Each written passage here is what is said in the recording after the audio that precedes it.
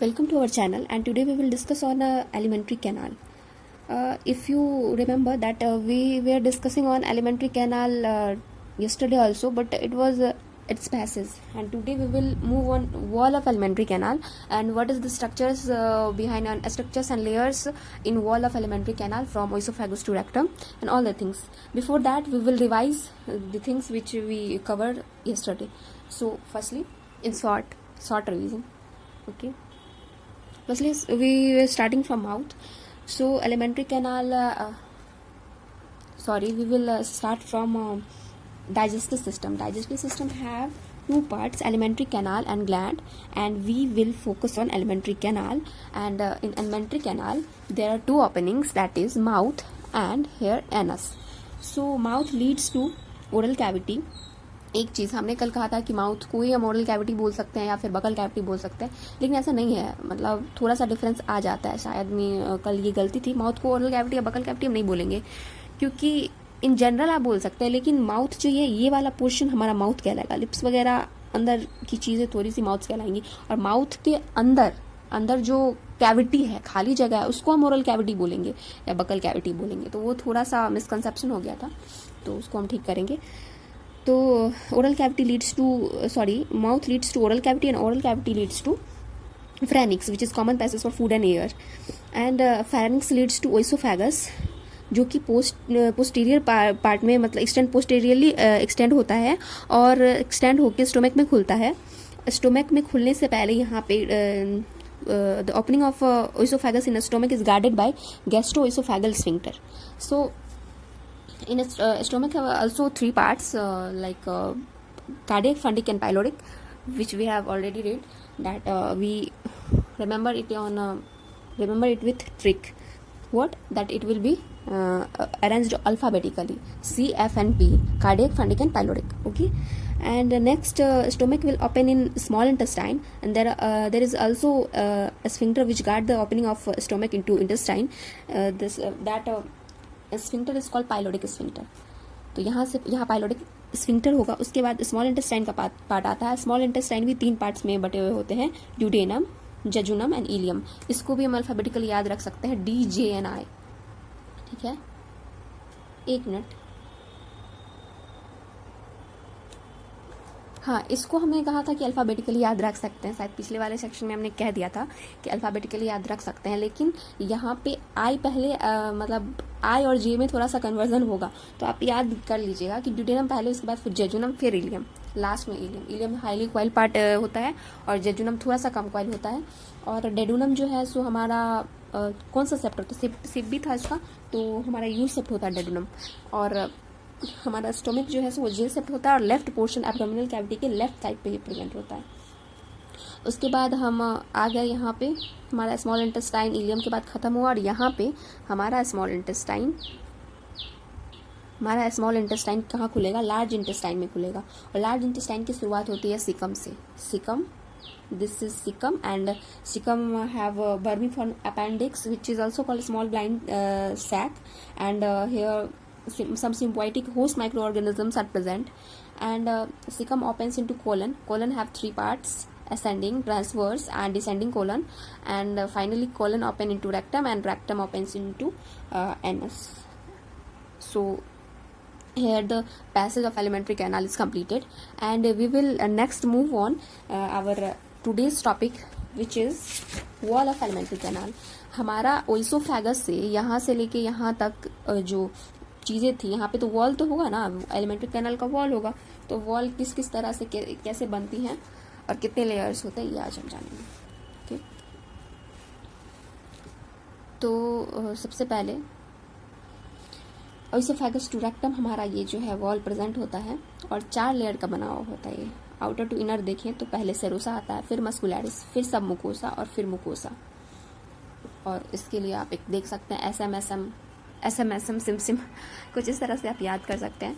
तो SM और SM मतलब फिर पहले सेरोसा, फिर मस्कुलैरिस, फिर सब मुकोसा एंड फिर मुकोसा. तो यहाँ serosa is the outermost layer. Let me visible. Serosa is outermost layer, and it have a thin mesothelium plus connective tissue.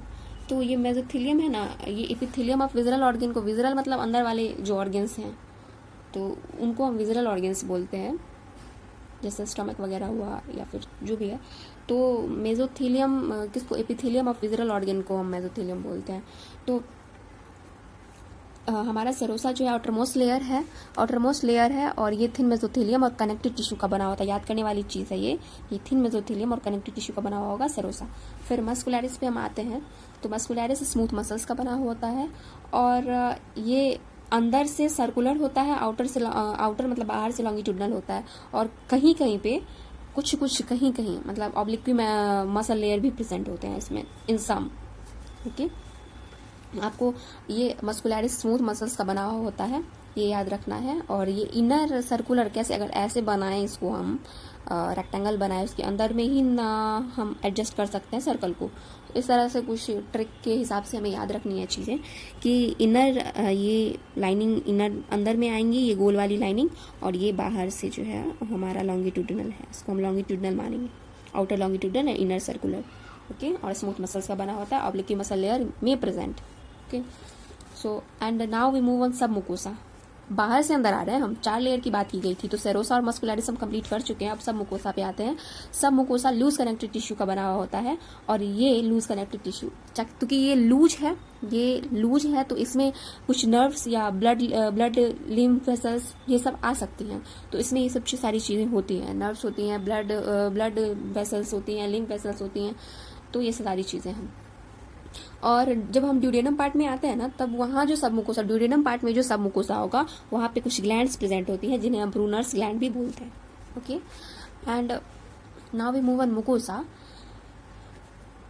मुकोसा have irregular folds in stomach called rugae. पेट में जो मुकोसा का लेयर जहाँ पेट में है, वहाँ जो इरेगुलर फोल्ड्स होगा उसे हम रुगाई कहते हैं। और इंटेस्टाइन में फोल्ड्स हैं, इंटेस्टाइन में विलाई होगा। इंटेस्टाइन में उसका फोल्ड्स ही कह लीजिए, जो कहना कह लीजिए, लेकिन स्टोमक में उस चीज़ को रुगाई बोलते हैं और इंटेस्टाइन में उस चीज़ को विलाई बोलते हैं हम।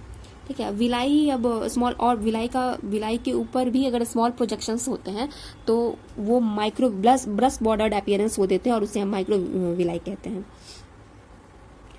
और इसी विलाई में कुछ कैपिलरीज और लैक्टियल्स प्रेजेंट होते हैं, सप्लाई होते हैं। तो ये लैक्टियल्स जो है ना, लार्ज लिम्फ वेसल्स हैं। लैक्टियल्स के बारे में हमें याद रखना है कि ये लार्ज लिम्फ वेसल्स हैं जो कि विलाई को प्रोवाइड कराए जाते हैं।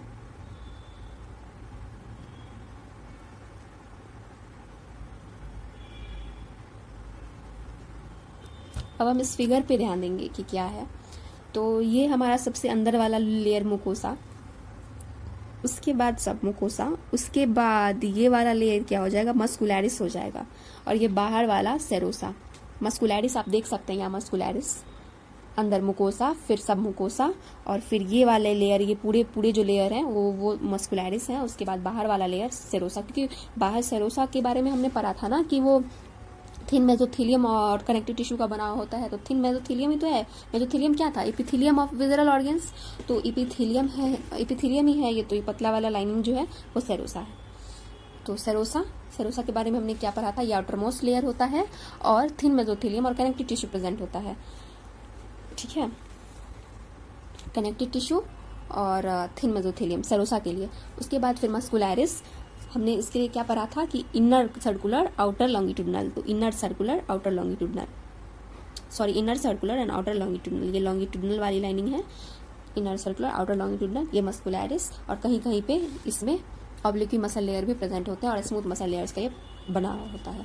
उसके बाद सब मुकोसा के बारे में हमने देखा था कि सब मुकोसा ये लूज कनेक्टिव टिश्यू का बना हुआ था, इसलिए इसमें blood vessels, nerves, lymph vessels सारे होते हैं। और ड्यूडेनम में इसमें ग्लैंड भी प्रेजेंट होता है जिसको कि हम ब्रूनर्स ग्लैंड भी बोलते हैं। ठीक, उसके बाद मुकोसा में हम लास्टली मुकोसा के बारे में पढ़ रहे थे। तो mucosa epithelium has goblet cells in intestine, so it help in lubrication because it secretes mucus, goblet cell secrete mucus, so it help in lubrication। और मुकोसा ग्लैंड भी फॉर्म करता है, ग्लैंड भी गैस्ट्रिक ग्लैंड फॉर्म, स्टोमक में gastric gland form करता है और crypts भी बनाता है in between the basis of villi of intestine. हमने देखा कि ये विलाई यहाँ पे बना रहा था तो वहाँ पे क्रिप्ट्स भी बनाता है और ये क्रिप्ट्स जो है सो ग्लैंड की तरह एक्ट करता है, तो यही सारी चीज़ें थी। तो एक बार और हम रिवाइज कर लेते हैं कि वॉल ऑफ एलिमेंट्री कैनाल में क्या था। सबसे पहला लेयर, बाहर से अंदर की तरफ हम जब जाते हैं, बाहर से अंदर की तरफ हम आ रहे हैं, तो हम देख रहे हैं पहला लेयर सेरोशा है। सेरोशा में क्या था कि आउटर मोस्ट लेयर था ये, और थिन मेसोथेलियम और कनेक्टिव टिश्यू इसमें प्रेजेंट होता है। फिर हमारा मस्कुलरिस था। मस्कुलरिस स्मूथ मसल्स का बना हुआ होता है, ये हम देख सकते हैं। मस्कुलरिस स्मूथ मसल्स का बना हुआ होता है, और इनर सर्कुलर आउटर लॉन्गिट्यूडनल होता है। उसके बाद फिर इसमें कहीं कहीं पे, हर एक में नहीं, कभी कभार इसमें ऑब्लिक्यू मसल लेयर भी प्रेजेंट होते हैं। उसके बाद फिर सब मुकोसा आता है। सब मुकोसा में लूज कनेक्टिव टिश्यू प्रेजेंट होता है, और लूज कनेक्टिव टिश्यू होने के कारण इसमें nerves, blood vessels, lymph vessels वगैरह भी होते हैं। और ड्यूडेनम में ये एक ग्लैंड बनाता है जिसे कि हम ब्रूनर्स ग्लैंड कहते हैं। ठीक, उसके बाद हम मुकोसा में आते हैं। लास्टली मुकोसा जो है सो स्टोमक में इरेगुलर फोल्ड बनाता है जिसे कि हम रुगाई कहते हैं, और इंटेस्टाइन में ये स्मॉल फिंगर लाइक फोल्डिंग्स होती हैं जिसे कि हम विलाई कहते हैं in small intestine.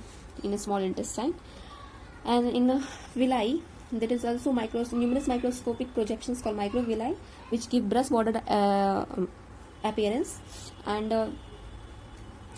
this microvilli especially is for increasing surface area enormously. So lastly, villi are also supplied with a network of capillaries and large lymph vessels, and that large lymph vessel is called lacteals. Lacteals is large lymph vessels. उसके बाद दो तीन चीज़ें और मुकोसा के बारे में, कि इंटेस्टाइनल मुकोसा जो है, इंटेस्टाइन में जो मुकोसा होता है वो गॉबलेट सेल उसके पास होता है, और गॉबलेट सेल से वो क्या करता है, लुब्रिकेशन करता है। कैसे करता है? क्योंकि वो म्यूकस सिक्रीट करता है। ये गॉबलेट सेल म्यूकस सिक्रीट करने का काम करता है इंटेस्टाइनल मुकोसल एपिथेलियम में। उसके बाद स्टोमक में जो है गैस्ट्रिक ग्लैंड भी होता है मुकोसा में, जैसे कि हमने ड्यूडेनम में पढ़ा था सब मुकोसा में ग्लैंड होता है, उसी तरह से स्टोमक में मुकोसा में भी ग्लैंड होता है जिसको कि हम गैस्ट्रिक ग्लैंड बोलते हैं। और क्रिप्ट्स ऑफ लिवर खून भी विलाई के नीचे प्रेजेंट होता है जो कि ग्लैंड की तरह वर्क करता है। That's it.